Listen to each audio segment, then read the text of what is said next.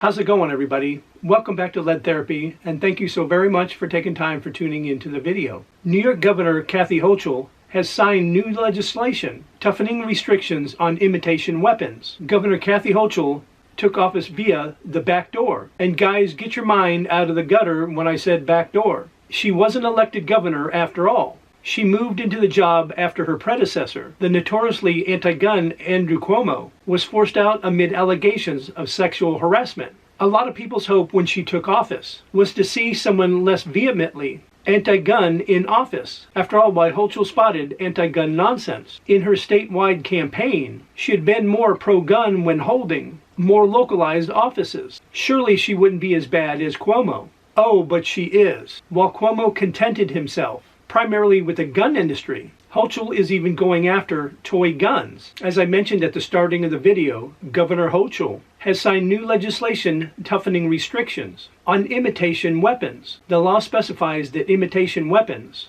must be easily identifiable. They cannot be black, blue, silver, or aluminum. It must also be colored white, bright red, bright orange, bright yellow, bright green, bright blue, bright pink, bright purple, or be made of entirely transparent or translucent materials. My top priority as governor is keeping New Yorkers safe, and that means cracking down on devices used to commit crime, Governor Hochul said. Restricting these realistic-looking devices will ensure misleading and potentially dangerous devices are off our streets and keeping kids, law enforcement, and all New Yorkers safe. Ironic coming from the same governor who just did everything in her power to keep people in New York disarmed in the face of such guns. After all, if a few bad guys with imitation guns get popped by good guys who can't tell the difference, how long do you think it would be before bad guys stop trying to play such a stupid game? Imitation guns are useful to criminals, not just because they look real. They are useful because there is little chance that their targets will be armed as well. Think about it. If you're a criminal looking to rob someone,